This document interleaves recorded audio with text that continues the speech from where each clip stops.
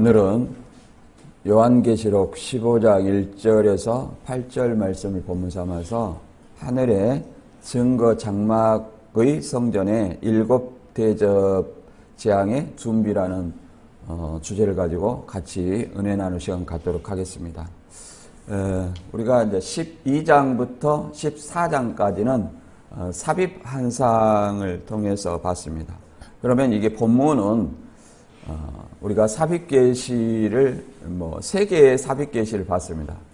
이제 7째 나팔의 삽입 계시, 그 다음에 세 번째 12장부터 14장까지 또 삽입 환상을 봤습니다. 그러면 본문은 11장 19절 하늘이 열리고 하나님의 성전에 언약궤가 보이니 이제 이 11장 19절 이어서 본문의 15장이 이어지는 말씀입니다. 그래서 본문은 이 하나님의 7 재앙을 담은 7 천사가 이제 심판하는데 이 재앙으로 마친다는 겁니다. 하나님의 심판이 마친다. 심판이 마친다는 것은 최종적인 어떤 심판이다. 이렇게 이해를 해볼 수 있습니다. 그래서 짐승과 우상의 수를 이기고 벗어난 자들이 있습니다. 그러면 짐승과 우상의 수를 이기고 벗어난 자들은 어떤 존재인가? 우리가 계속 이기는 자와 이긴 자 이것에 대해서 배웠습니다. 이기는 자는 계시록 2장과 3장의 7교회에서 나오죠. 그래서 지상교회 성도들을 뭐라고 말합니까? 이기는 자라고 얘기를 했습니다. 그러면 지상교회에서 하나님의 말씀과 하나님의 계명과 예수님의 믿음을 지키다가 순교한 사람, 또 믿다가 죽은 사람, 이 사람들을 뭐라고 그랬냐면 이긴 자, 곧 천상교회 성도들이라고 말했습니다. 그래서 1절에 2절에 나와 있는 짐승과 우상의 수를 이기고 벗어났다 그러면 이긴 자라는 거예요. 그래서 천상교회 성도를 얘기를 하고 있는데 이것에 대해서 알아보고요. 두 번째는 이들이 모세의 노래와 어린 양의 노래를 부른다 이렇게 얘기를 하고 있습니다. 그래서 모세의 노래는 우리가 이 앞번에 알아봤고 또 어린 양의 노래는 뭐냐? 노래라는 것은 어떤 찬양을 얘기합니다. 누구를 찬양하는 어떤 얘기를 하는 거예요. 그래서 모세의 노래는 출애굽한 이스라엘 백성이 하나님을 찬양하는 내용이에요.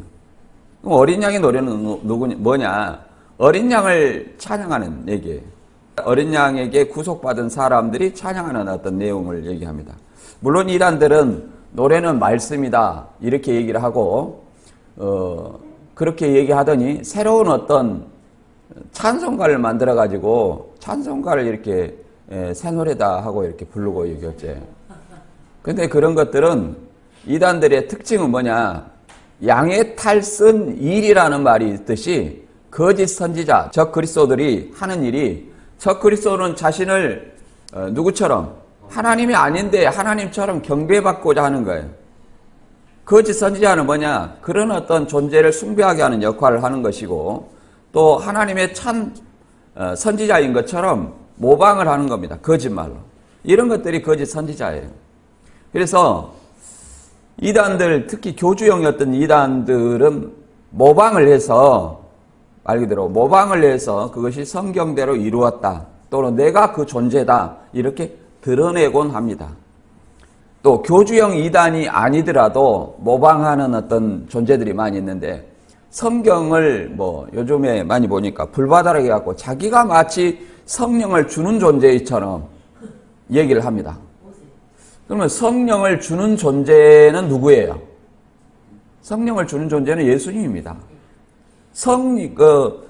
비둘기 같은 성령이 누구 위에 내려 그 위에 임하심을 보거든 그가 성령으로 세례를 주는 줄 알라 이렇게 말했습니다. 그러면 예수님이 우리한테 주시는 성령은 어떤 성령이에요? 보혜사 성령입니다. 아버지한테 받아서 부어준다는 거예요. 부어준다는 겁니다.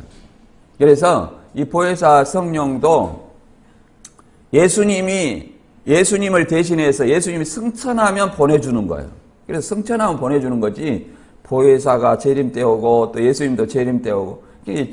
예수님이 보혜사인데 예수님이 재림하시면 이 다른 보혜사 성령은 필요 없어요. 예수님의 대타로 예수님을 대신해서 예수님이 떠나가니까 아버지한테 받아서 보내주신 성령이 뭐예요?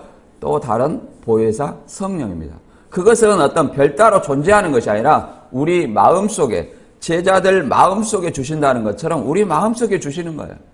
그런데 이런 어떤 거짓 선지자들이 참 목자를 모방해서 성경을 또 모방하고 해가지고 불 받아라 해가지고 성령 받아고, 성령을 받으면 뭐 떼굴떼굴 굴르고 뭐 춤을 추고, 성경에 어디 그런 말이 있습니까? 그런 말이 없죠. 그런 말이 없는데 그렇게 한다는 것은 그들이 거짓 선지자, 곧 양의 탈을 쓴 일이라는 것을 우리는 알아야 됩니다. 우리가 성경을 알아야 될 이유는 여기에 있습니다. 성경에는 하나님의 이 말씀을 가지고 미혹을 하는 존재들이 있다는 거예요. 그들이 양의 탈 쓴 일이고 거짓 선지자입니다. 그러니 우리는 장성한 자가 되어서 선과 악을 분별하는 자가 되어야 돼요.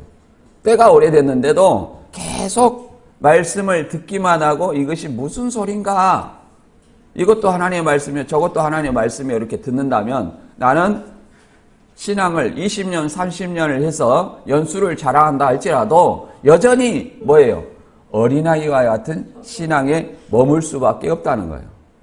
그 중에 하나가 이제 하늘에 증거 장막이 성전이 열리며 이런 어떤 말이 나오는데, 이걸 가지고 지상에다가 성전 해갖고 신천지도 모방이죠? 증거 장막 성전. 신천지는 재림 때 등장하는 어떤 새하늘 새 땅이고, 이 증거 장막의 성전인데 이 증거 장막의 성전은 하나의 어떤 명사가 아니에요. 그리고 성전은 예수님이 성전이고 또 누가 성전이에요? 성령을 받은 성도가 성전입니다. 그리고 이게 증거 장막의 성전이에요. 증거 장막의 성전. 그러니까 하늘의 성전이 뭐예요? 하늘의 성전을 증거 장막이라고 말하는 거예요. 그것을 갖다가 이 땅에 증거 장막 성전이라고 하면 증거 장막 성전이 되는 겁니까? 그거는 모방이다 이 말이에요. 그래서 이단들이 하는 어떤 행태가 성경을 모방하고 사칭하고 그걸 해서 성경적이다 해서 사기치는 이런 어떤 거짓 선지자, 적그리스도의 행태를 하는 것이 그들의 일이다. 이게 사단의 역사다. 그래서 우리는 성경을 모르면 그들에게 미혹당할 수밖에 없다. 이런 사실을 잘 알아야 됩니다.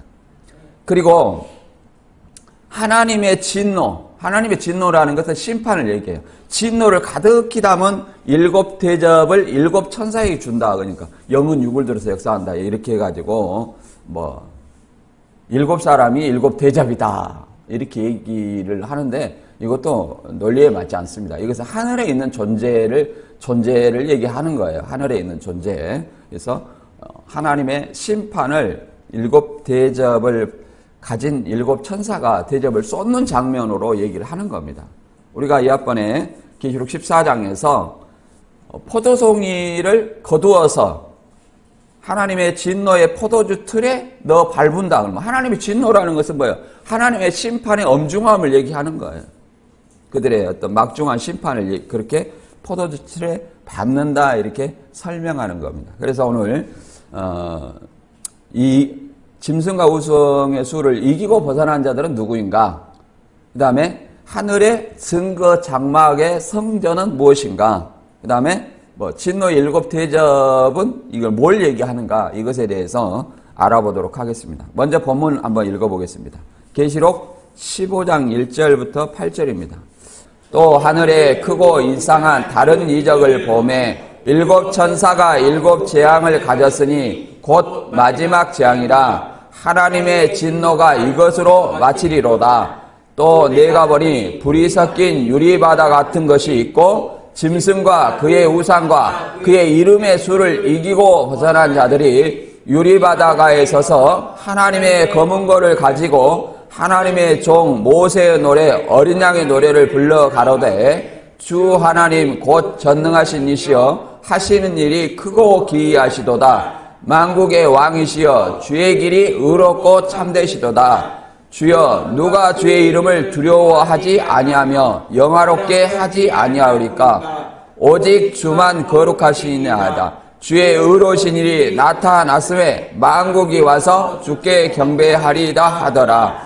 또 2일 후에 내가 보니 하늘의 증거 장막의 성전이 열리며 7 재앙을 가진 7 천사가 성전으로부터 나와 맑고 빛난 세마포 옷을 입고 가슴에 금띠를 띠고 4 생물 중에 하나가 셋에 계신 하나님의 진노를 가득히 담은 금대접 7을 그 7 천사에게 주니 하나님의 영광과 능력을 인하여 성전에 연기가 차게 되매 7 천사의 7 재앙이 마치기까지는 성전에 능히 들어갈 자가 없더라. 이렇게 말하고 있습니다. 예, 다시 본문을 어떤 정리하면 우리가 이제 계시록 12장부터 14장까지 이제 삽입 계시 또는 삽입 환상 장면을 봤습니다. 12장은 다시 정리하면 12장은 하늘에서 전쟁이 있어서 용과 그의 천사들이 땅과 바다로 쫓겨났어요. 그 미가엘과 그의 사자들, 그 다음에 하나님의 말씀과 예수의 증거를 가진 자들이 이길 수 있었던 것은 아이가 이긴 것이 아니라 누가 이긴 거냐면 예수 그리스도께서 십자가와 부활로 말미암아 승리했기 때문에, 승리해서 보좌 우편에 앉으셨기 때문에 이제 미가엘과 그의 사자들이 이긴 것이고 또 순교자들이 이겼다 이렇게 말하는 것입니다. 그리고 이제 용이 땅과 바다로 내어 쫓겼는데 땅과 바다로 이제 쫓겨낸 그들에서는 계시록 13장의 사건입니다. 계시록 13장의 사건은 이제 용은 사단이죠. 사단은 자기의 대언자, 땅과 바다에 각각 대언자가 있어요. 바다에서 올라오는 7머리 10뿔 짐승 중에 하나, 그가 칼에 상하였다 살아난 짐승인데 이가 첫째 짐승이에요. 이 첫째 짐승은 다시 땅에서 올라온 새끼양 가진 2뿔 가진 짐승, 이 둘째 짐승을 자기의 어떤 대언자로 삼아서 이 두 존재가 성도들을 박해하고 죽이는 일이 있습니다. 그래서 그 중에 이제 바다에서 올라온 첫째 짐승은 우리가 적 그리스도라고 얘기를 했습니다. 물론 그 당시에는 도미티안 황제라고 얘기했는데 도미티안 황제를 왜 적 그리스도라고 하느냐? 하나님이 아닌 이 황제 자신을 하나님처럼 주와 하나님으로 고백하게 하고 경배하게 하는 어떤 그런 일을 했기 때문에 그를 적 그리스도라고 얘기를 합니다. 그리고 땅 짐승을 둘째 짐승인데 그를 거짓 선지자라고 하는 것은 하나님이 아닌 이 도미티안 황제를 하나님인 것처럼 숭배하는 역할, 그 제사장 역할을 했기 때문에 그를 뭐라고 합니까? 거짓 선지자라 한다. 더 나아가서 성경 외에 하나님의 말씀을 혼잡하게 하고 거짓말을 가르치는 선지자도 거짓 선지자라고 말할 수 있죠. 이 두 존재는 많은 적 그리스도들과 거짓 선지자들을 상징하는 존재입니다. 미혹자라고 얘기를 하죠. 미혹자. 이게 계시록 13장이 이 두 존재로 인해서 짐승의 형상을 세워놓고 경배하게 하는 일이 있고 그 경배하지 않는 자는 누구든지 다 죽이게 하는 거예요. 그래서 순교의 역사가 있어집니다. 그래서 666 표를 받게 하는데 666 표를 받지 아니한 사람들이 이제 14장에 나옵니다. 14장에. 그게 입맞은 자라고 말할 수 있습니다. 666 표를 받지 않는 사람은 하나님의 입맞은 자다.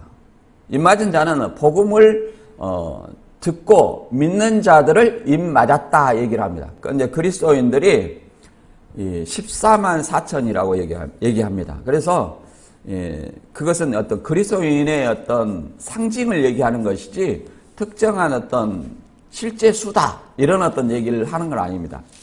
택한 백성이라는 것을 상징적으로 말하기 위해서 14만 4천이라는 수를 인용하고 있는 것입니다. 그래서 그 사람들을 땅에서 구속함을 얻었다. 또 사람 가운데서 구속함을 얻었다. 이렇게 얘기를 합니다.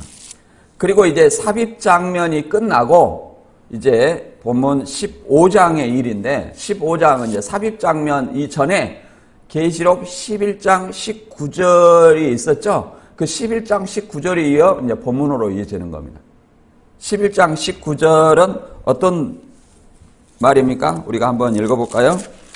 11장 19절은 이제 일곱째 나팔이 끝나고 나서 있어지는 거예요. 일곱째 나팔. 일곱째 나팔이 끝나지고 19절에 이에 하늘에 있는 하나님의 성전이 열리니 성전 안에 하나님의 언약궤가 보이며 또 번개와 음성들과 우레와 지진과 큰 우박이 있더라. 여기 보니까 하늘에 있는 하나님의 성전이 열리며 하나님의 성전 안에 언약궤가 보이고 이렇게 얘기를 하고 있습니다. 그래서 하늘에 있는 성전이 오늘 본문에 말하는 하늘의 증거 장막의 성전을 얘기하는 거예요. 이 하늘의 성전을 뭐라고 얘기하는 거예요? 증거 장막이라 하는다. 그래서 이 본문을 간단히 요약하면 1절에는 일곱 천사의 마지막 재앙인 일곱 재앙을 가진 것을 이제 봤습니다. 그걸 봤다고 얘기를 합니다. 그 다음에 2절과 4절은 이제 환란을 이긴 자들이 유리바다가에 있어서 모세의 노래와 어린 양의 노래를 본 것을 기록하고 있습니다. 그 다음에 5절과 8절에는 이제 하늘의 성전이 이제 증거장막이라고 하죠. 이 하늘의 성전에서 일곱 재앙을 가진 일곱 천사가 나와서 하나님의 진노를 담은 금대접 7개를 이제 일곱 천사에게 나누어 줌으로써 최후의 심판을 하는 내용이 담아 있습니다. 본문에서는 이제 준비를 하는 거죠. 예고를 하는 거예요.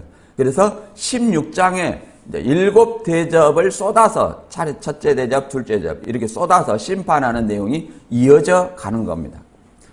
그러면 이제 신천지는 이 증거 장막 성전이라고 해갖고 이거 모방을 합니다. 그래서 언제 세워졌냐? 84년 3월 14일이다.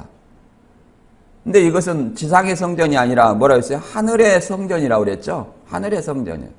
지상에 어떻게 성전이 있을 수 있습니까? 이미 지상의 성전은 AD 70년에 다 무너졌어요. 더 이상 이 지상의 성전 없습니다. 누가 성전이에요? 예수님이 성전이고 성령을 받은 성도가 성전이란 사실이에요.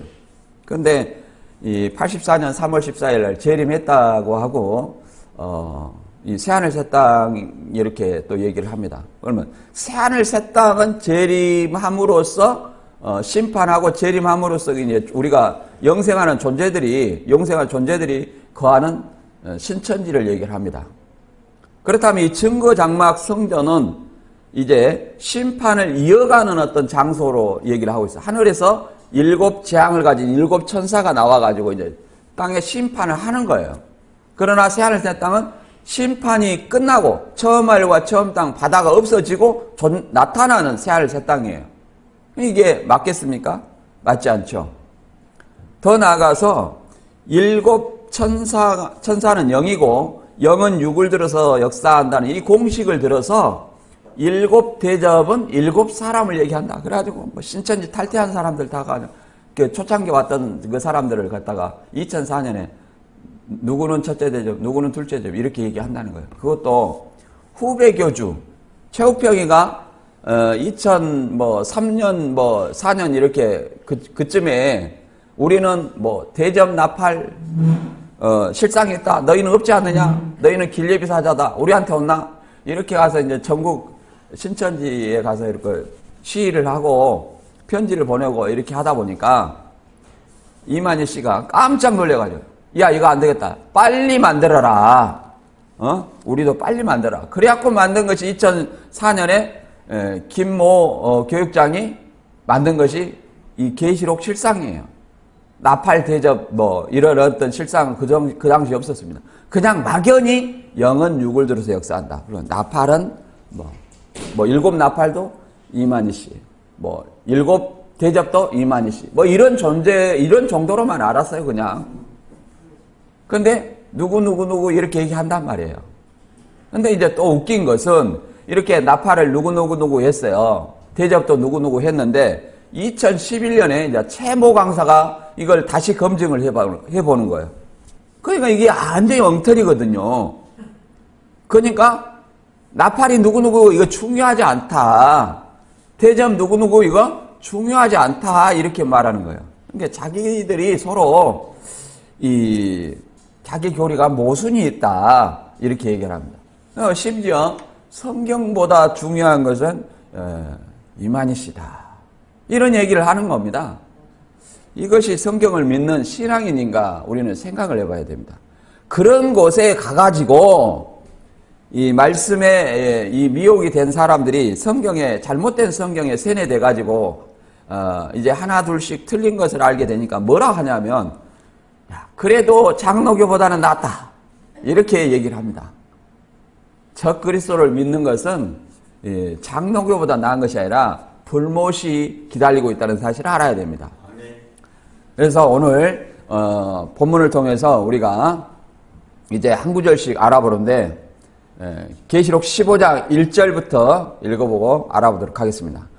또 하늘에 크고 이상한 다른 이적을 보매 7 천사가 7 재앙을 가졌으니 곧 마지막 재앙이라 하나님의 진노가 이것으로 마치리로다. 야, 마지막 재앙이라는 거예요. 재앙이라는 것은 심판을 당하는 입장이 재앙인 거예요. 그러면 심판을 누가 당합니까? 심판은 불신자가 당하는 거예요. 세상에 안 믿는, 예수 그리스도를 안 믿는, 복음을 안 믿는, 그리고 교회 안에서도 불법을 행하는 자, 넘어지게 하는 자, 이 가라지 같은 사람들이 심판을 받게 되어 있습니다. 근데 이것이 마지막 재앙이다. 그러면 그 전에 재앙이 존재했다는 거예요. 심판이 존재했다는 거예요. 그러면 우리가 계시록에 존재하는 심판은 뭡니까? 자, 인재앙, 나팔재앙, 그 다음에 대접재앙이었어요. 인을 떼면서 뭐 하고 있어요? 심판을 했죠. 계시록 6장에. 그 다음에 나팔은 계시록 8장부터 11장까지 나팔을 하나씩 불어가면서 뭐 했어요? 심판을 했죠. 근데 이 인을 떼는 것하고 나팔 부는 것하고 대접하고는 이 심판의 강도가 점점 강해지는 겁니다. 이 나팔재앙, 대접재앙은 이제 전 세계적으로 있어지는 어떤 재앙이에요. 그러나 인이나 나팔은 어떤 부분적인 어떤 3분의 1씩 부분적으로 이루어지는 어떤 재앙으로 우리가 이해를 했습니다. 근데 오늘은 이제 마지막 재앙이다. 마지막 재앙은 예수님의 어떤 재림 직전에, 재림 때에 있어지는 어떤 재앙이라는 사실을 알아야 됩니다. 그래서 믿지 않는 자는 심판을 받게 되는 거다. 우리에게 이런 말씀을 주는 것은 이거 모방해가지고 너는 첫째 대접, 너는 둘째 대접 이거 하라고 하는 것이 아니라 예수 그리스도를 잘못 믿거나 안 믿으면 우리가 심판을 받아서 지옥에 가는구나. 이걸 깨달아서 회개하고 예수 그리스도를 믿으라는 겁니다. 올바로 믿으라는 것을 믿으라고 이 말씀을 주신 것이지 모방하라고 주시는 것이 아닙니다.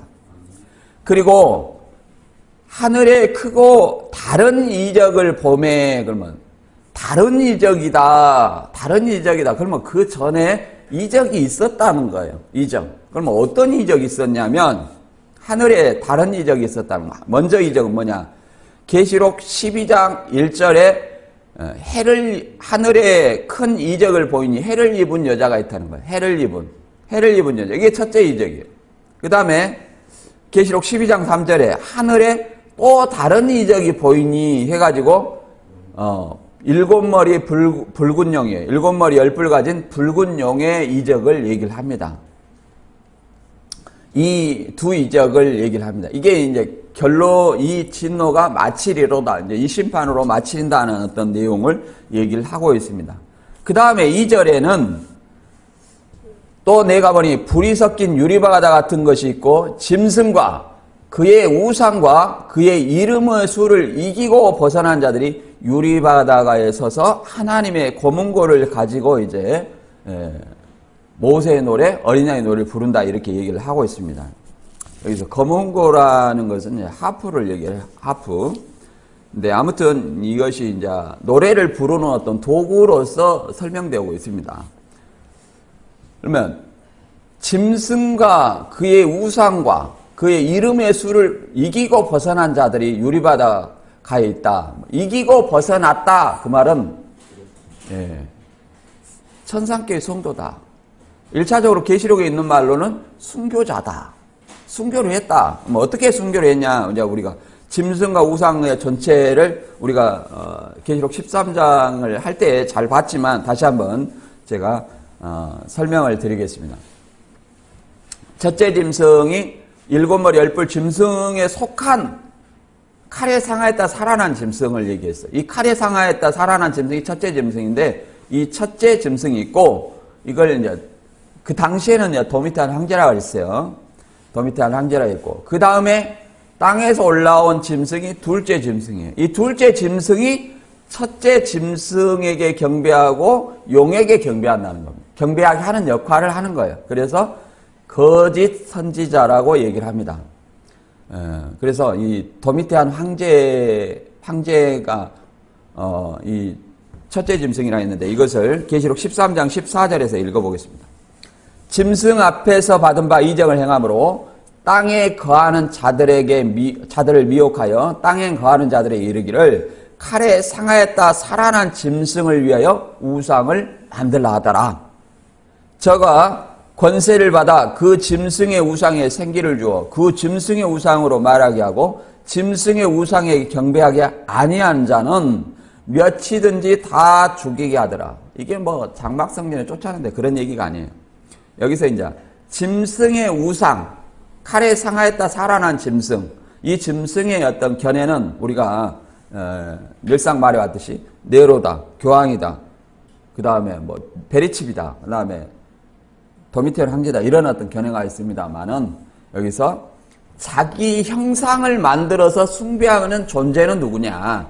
그래서 숭배하지 않는 자를 다 죽였다는 거예요. 그런 존재는 오직 누구밖에 없다? 도미테안 황제밖에 없다. 더 나아가서 그런 어떤 증거가 안디바가 도미테안 황제 숭배를 거부해서 순교를 했고 그 당시에 사도 요한도 황제 숭배를 거부해서 반모섬으로 유배되었던 역사적인 사실이 있다는 거예요. 그래서 AD 95년에 이 계시록을 기록을 했습니다. 그래서 뭐 네로다, 뭐 베리칩이다, 교황이다 이런 어떤 말을 얘기하지만 그들이 자기의 어떤 신상을 세워놓고 1년에 한 번 이상씩 숭배하게 하고 하나님으로 섬기게 하고 섬기지 않는 자는 다 죽이는 일이 없었어요. 물론 그들도 그렇게 하는 것은 사단의 역사라고 말할 수 있습니다. 많은 본문에서 말하는 짐승과 그의 우상, 그의 형상을 세워놓고 경배하게 하는 일, 그런 일은 없었다. 그래서 땅에 거하는 자들을 미혹하여, 땅에 거하는 자들은 뭐 그 당시에는 로마 사람들이죠. 그 사람들에게 이제 칼에 상하였다 살아난 이 도미테안 황제를 위하여 우상을 만들어. 그러니까 황제의 우상이에요. 황제의 우상. 그리고 이 황제의 우상에게 경배하지 않는 자는 몇이든지 다 죽이게 하더라. 순교의 역사가 있다는 거예요. 물론 로마 그 시대에는 뭐 그리스 12신도 있고 모든 어떤 잡신들을 섬기니까 플러스 황제신 하나 한다 할지라도 별 문제가 없습니다. 그러나 그리스도인들에게는 이것이 문제가 되는 거예요. 왜? 그리스도인들은 왜 문제가 됩니까? 오직 도마가 고백한 것처럼 오직 주님만이 하나님이신 거예요. 하나님이라는 고백을 해야 되는데 이 하나님이 아닌 존재를 지금 하나님이라고 고백하라고 하잖아요. 그래서 문제가 되는 것이다. 그래서 그 경배하는 자에게 황제의 이름과 또 날짜를 새겨진 그 표를 주는 거예요. 이게 666 표라고 말하는 겁니다. 그래서 그 표를 받지 않는 것이 뭐예요? 계시록 14장 12절에 성도들의 인내가 여기 있나니 그들은 하나님의 계명과 예수에 대한 믿음을 지키는 자니라. 그 믿음을 하나님의 계명, 다른 신 섬기지 말라, 우상 숭배하지 말라, 이런 어떤 계명, 그다음에 예수의 믿음, 예수를 입으로 시인해야 돼요. 예수를 주와 하나님으로 시인해야 돼요. 그런 자들이 뭐야? 하나님의 계명과 예수 믿음을 지킨 자들이 뭐예요? 순교한 것이 이긴 자다. 이렇게 말할 수 있어요. 그래서 13절에 자금 이후로 주 안에서 죽은 자들이 복이 있다는 겁니다. 순교자들 얘기하는 거예요. 그냥 살아있는데 뭐 이단으로 간 것이 뭐 죽었다, 죄가 죽고 의가 살았다 이런 어떤 말을 하는 거 아니에요. 이거는 순교자를 얘기하는 것이다. 더 나아가서 그 순교자들의 왜 적극적으로 그들이 순교를 했냐. 오늘날 사실 우리한테 이 신사참배와 같은 일이 우리 앞에 있다면 과연 나는 신사참배를 거부하고 주기철 목사나 손양월 목사처럼 이렇게 순교의 길을 걸어갈 수 있을 것인가. 베드로처럼 나는 저 사람 몰라야 하고 도망가지는 않을까 그런 생각을 해봅니다. 그러나 그 당시에 12 사도들은 사도 요한을 빼놓고 11사도들은 예수님이 죽었다가 다시 산 모습을, 부활한 모습을 직접 본 사람들이에요. 아, 죽어야 저렇게 다시 살 수 있는구나. 이걸 본 사람들이에요. 봤기 때문에 오순절 이후에 초계처럼 자기 목숨을 바쳤고 그 죽는 것을 오히려 더 기뻐했다고 얘기를 합니다. 히브리서 11장 35절 이하에. 죽는 것을 오히려 더 기뻐했다는 거예요. 그것이 선진들의 믿음이에요. 우리는 감히 그 믿음을 따라갈 수조차 없는 거예요. 어떻게 따라갈 수 있겠습니까? 다만 또 오늘날에 그렇게 순교하려고 해도 순교할 수 있어요, 없어요? 예, 종교의 자유가 있어요. 또 안타깝게도. 예, 그래서 참 다행이다 이렇게 생각합니다. 다행이다.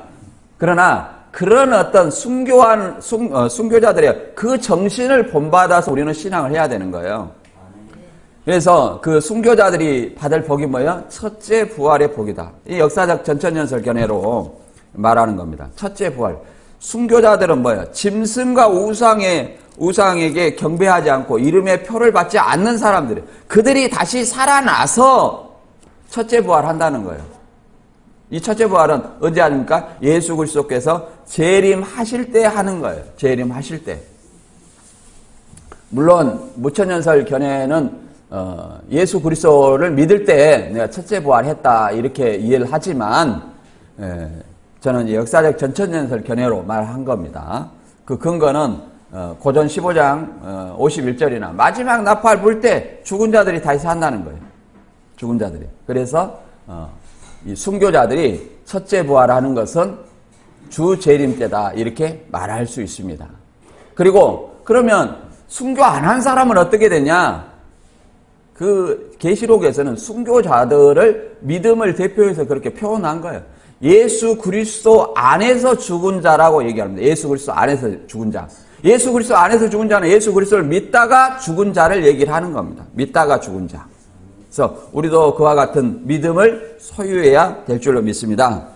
이제 3절에 이제 모세의 노래, 어린 양의 노래 이걸 얘기하는데 우리가 어떤 노래인지 한번 보도록 하겠습니다. 계시록 15장 3절입니다. 하나님의 종 모세의 노래, 어린 양의 노래를 불러 가로되 주 하나님 곧 전능하신 이시여 하신 일이 크고 기이하시도다. 만국의 왕이시여 주의 길이 의롭고 참되시도다. 주여 누가 주의 이름을 두려워하지 아니하며 영화롭게 하지 아니하오리까. 오직 주만 거룩하시니이다. 주의 의로우신 일이 나타났음에 만국이 와서 주께 경배하리다. 그러면 여기서 말하는 것은 모세의 노래도 따로 있고 어린 양의 노래도 따로 있어요. 모세의 노래는 모세를 따라 나온 출애굽한 이스라엘 백성들이 하나님을 찬양하는 내용이에요. 출애굽기 15장 1절에 보면 모세와 이스라엘 자손이 이 노래로 여호와께 노래하니 일렀으되 내가 여호와를 찬송하리니 그는 높고 영화로우시며 말과 그 탄자들을 바다에 던지셨으며 그러니까 홍해를 건너고 애굽을 심판한 하나님을 찬양하는 노래예요. 이게 모세의 노래라는 겁니다. 그럼 어린 양의 노래는 뭐냐? 어린 양을 찬양하는 노래는 어린 양에게 구속받은 사람들이 찬양을 해야 되겠죠.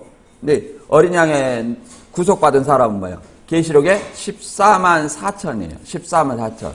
물론 내생물과 24장로들이 부르고 그 다음에 천사들이 부르고 그 노래를 배워서 14만 4천이 또한 부른다고 말할 수 있습니다.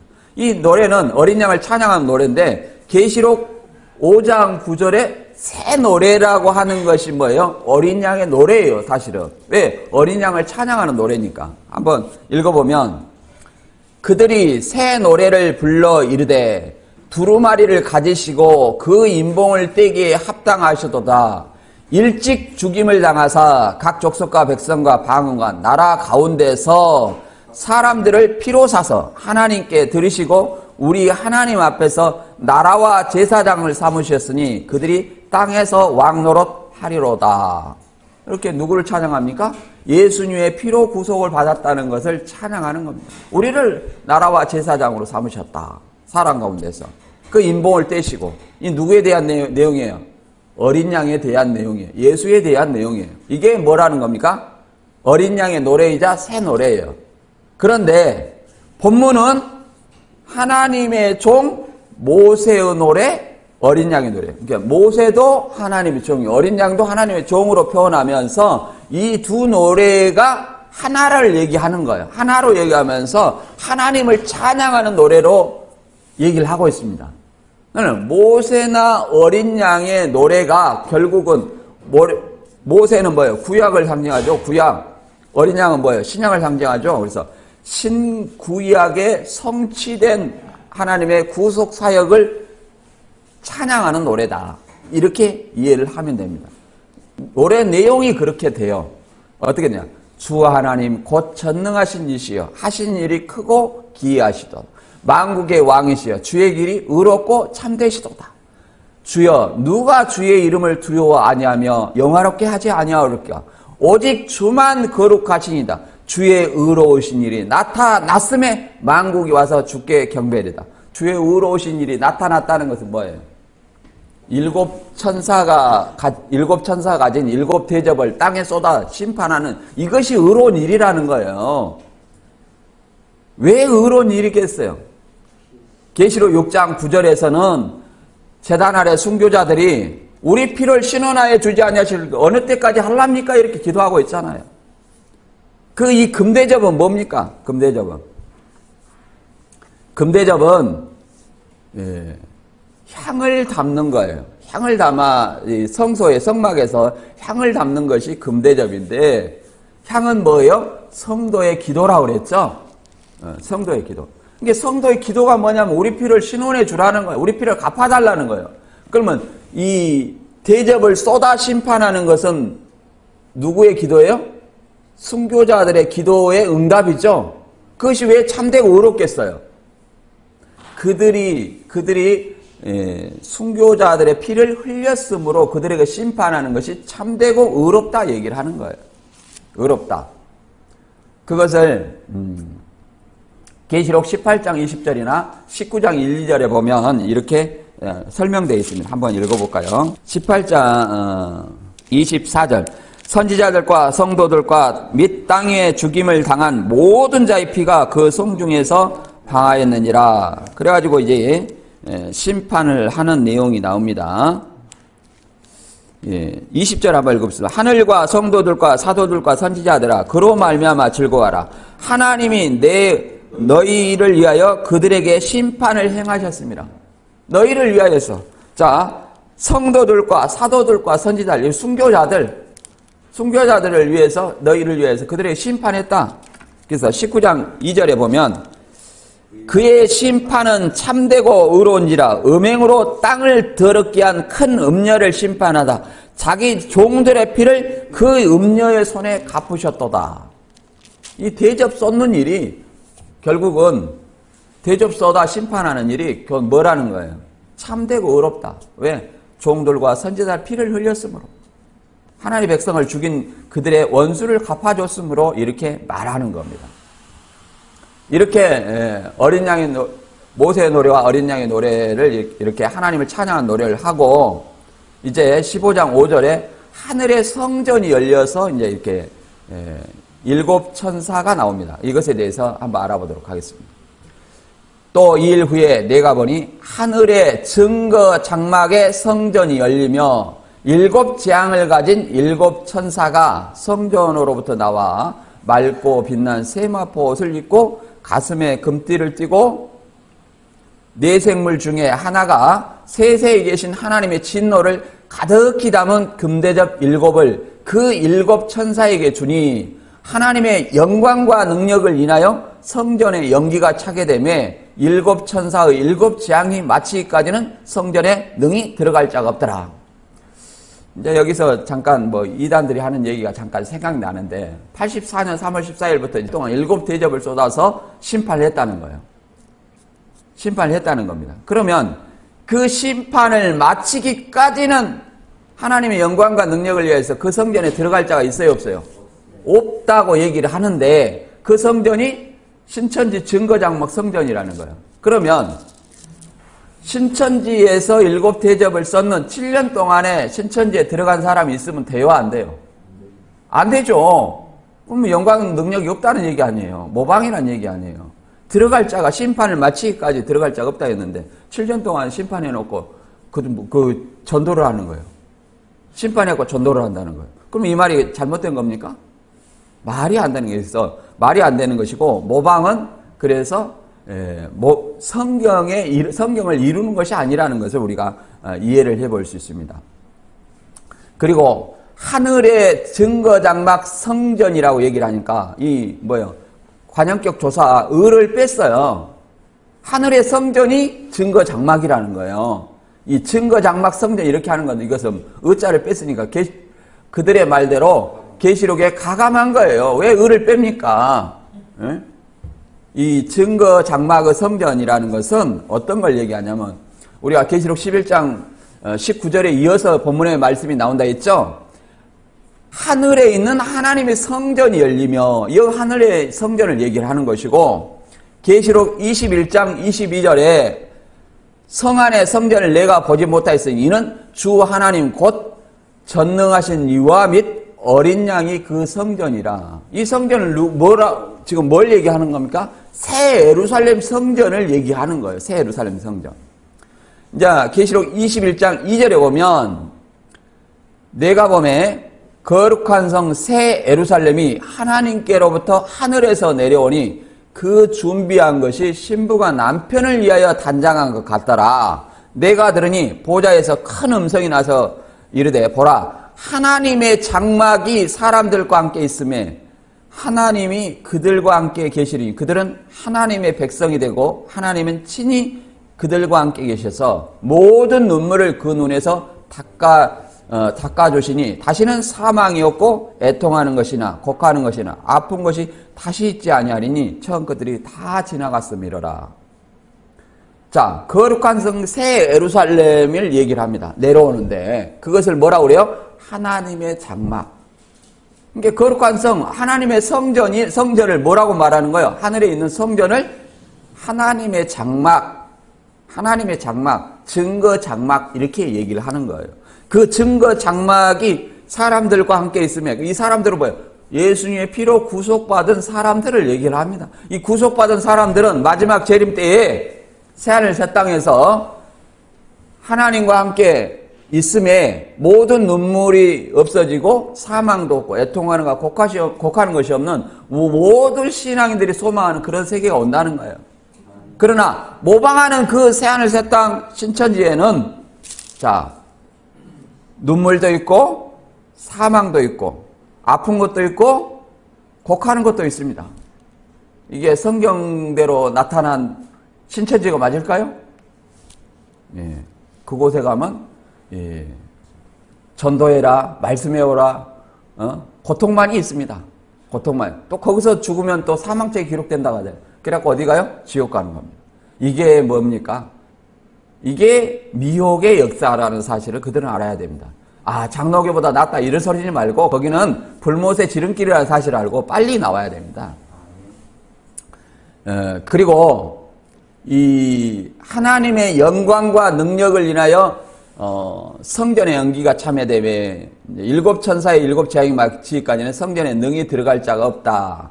뭘로 인해서 하나님의 영광과 능력이 일어나냐면 일곱 천사에게 일곱 대접을 이게 땅에 이제 쏟기 전까지는 성전에 능히 들어갈 자가 없다. 이런 어떤 얘기입니다. 금대접 일곱을 그 일곱 천사에게 주니 그러잖아요. 하나님의 영광과 능력을 인하여 성전의 연기가 하게 되면 일곱 천사의 일곱 재앙이 마치기까지는 성전에 능히 들어갈 자가 없더라. 하나님의 이제 재앙이 이제 시작되는데 이 재앙을 어떻게 이해를 해야 되냐면 왕상 8장 10절에 이런 말이 있습니다. 제사장이 성소에서 나올 때에 구름이 여호와의 성전에 가득함에 제사장이 그 구름으로 말미암아 능히 서서 섬기지 못하였으니 이는 여호와의 영광이 여호와의 성전에 가득함이었더라.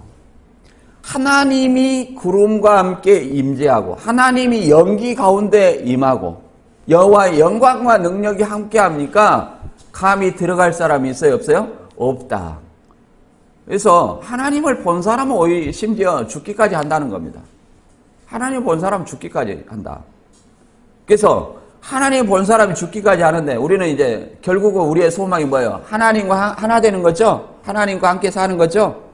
이 심판 후에 하나님과 우리가 함께 존재한다는 겁니다. 함께 한다는 사실을 얘기를 하고 있어요.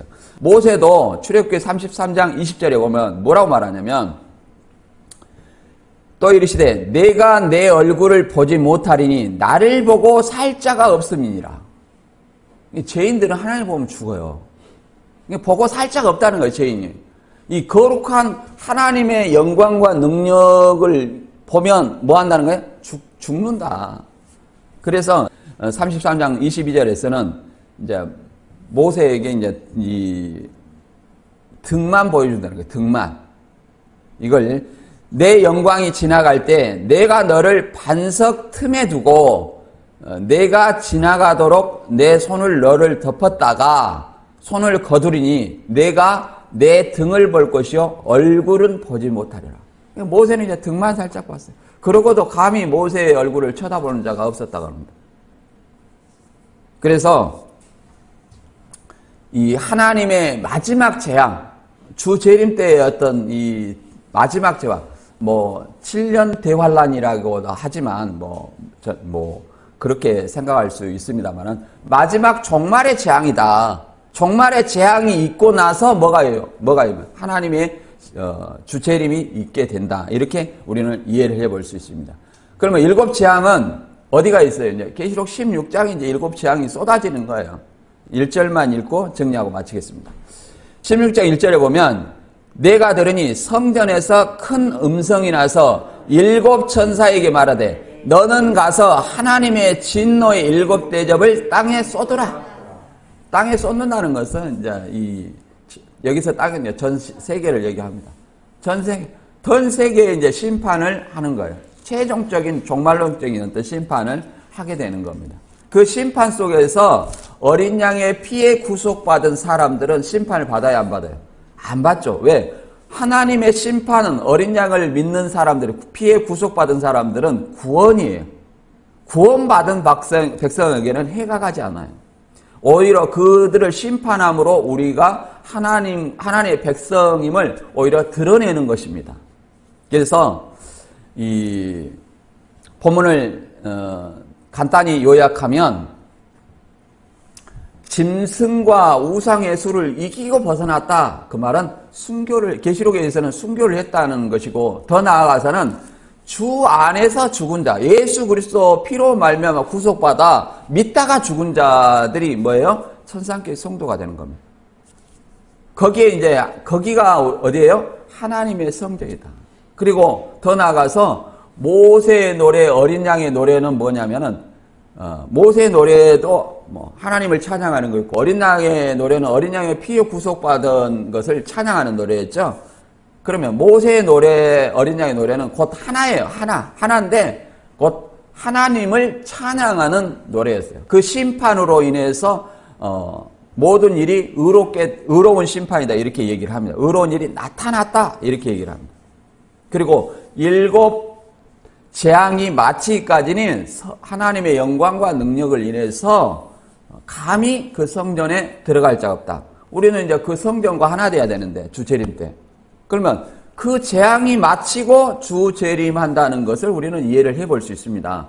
근데 이단들은 이 84년 3월 14일 날 7년 동안 심판하면서 들어갈 자가 없다 했는데 거기서 이제 전도하고 있어요. 이런 어떤 모방을 하기 때문에 그들이 미혹자고 적그리스도요 거짓 선지자라는 것을 우리는 알 수 있습니다. 그래서 야고보서 5장 8절과 9절에는 뭐라고 말합니까? 너희는 길이 참고 마음을 굳게 하라. 주의 강림이 가까우니라. 형제들아 서로 원망하지 말라. 그리하여야 심판을 면하리라. 보라 심판자가 문 밖에 서 계시니라. 우리 이제 갈수록 적그리스도과 거짓 선지자, 악인의 세상이 더 날로 성행합니다. 이것은 우리 주님이 곧 재림할 때가 가까웠다는 것을 좀 우리는 깨달아야 됩니다. 그래야 하루빨리 회개하고 복음을 올바로 믿는 자가 되어야 할 것입니다. 저와 여러분도 다 주님의 재림이 가까울수록 깨어 근신할 수 있는 자가 될 수 있도록 주시기를 주님의 이름으로 축원합니다.